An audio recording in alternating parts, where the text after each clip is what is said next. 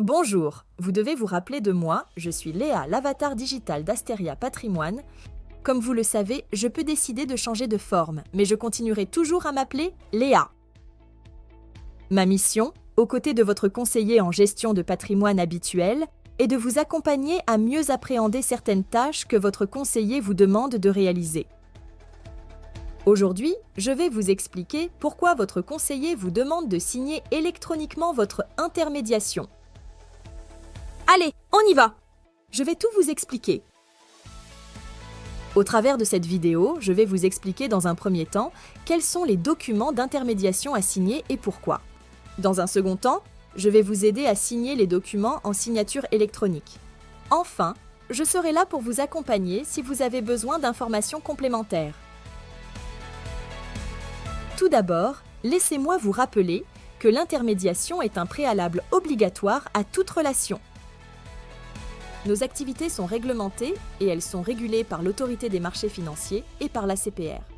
Pour l'exercer, nous devons à la fois disposer d'un niveau de diplôme suffisant de type Master 2 en gestion de patrimoine, suivre régulièrement des formations, mais aussi matérialiser notre relation par des écrits que l'on nomme l'intermédiation.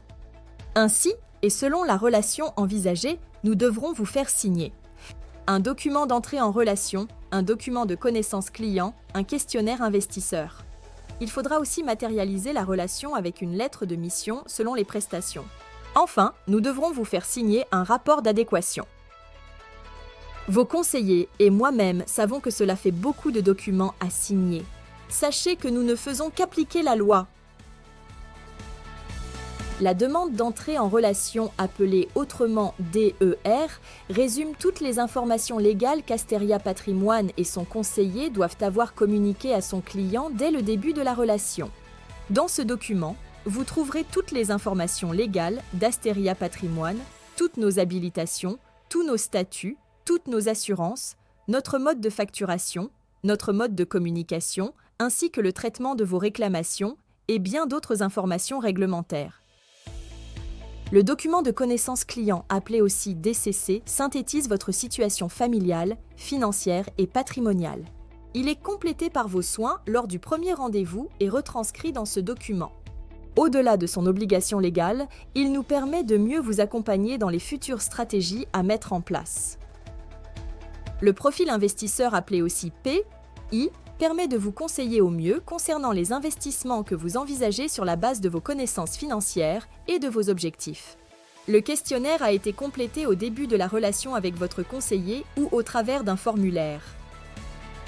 La lettre de mission, appelée aussi LM ou LMA, est obligatoire dans certaines prestations réglementées. Les lettres de mission décrivent la nature de la mission, vos objectifs, le déroulement de la mission, le délai de réalisation, les moyens offerts pour réaliser ce projet, les informations sur les coûts et les frais liés.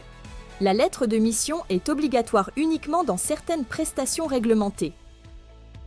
Les rapports de mission, appelés aussi RM ou RMA, ainsi que les déclarations d'adéquation appelées DA ou DAA, synthétisent les missions confiées, l'analyse de la situation, nos préconisations, les informations sur les coûts et frais liés, ainsi que l'adéquation entre le profil investisseur et les solutions préconisées.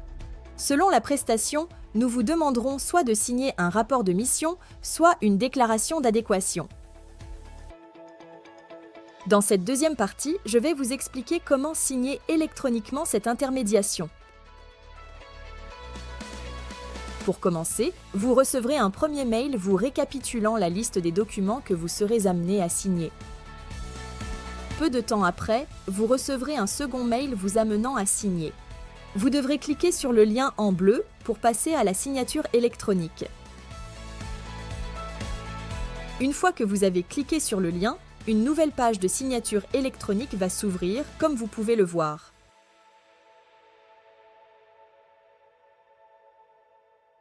Selon la configuration de votre ordinateur, vous pouvez modifier la langue.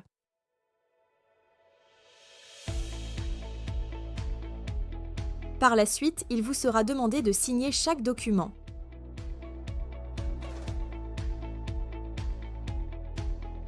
vous pourrez choisir d'apposer votre signature, soit en tapant simplement votre nom de famille, soit en dessinant votre signature.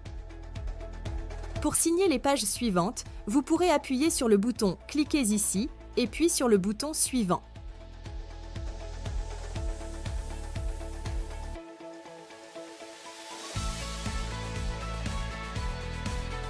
Au terme, il vous faudra cliquer une dernière fois pour confirmer votre signature globale. C'est fait, vos documents sont signés.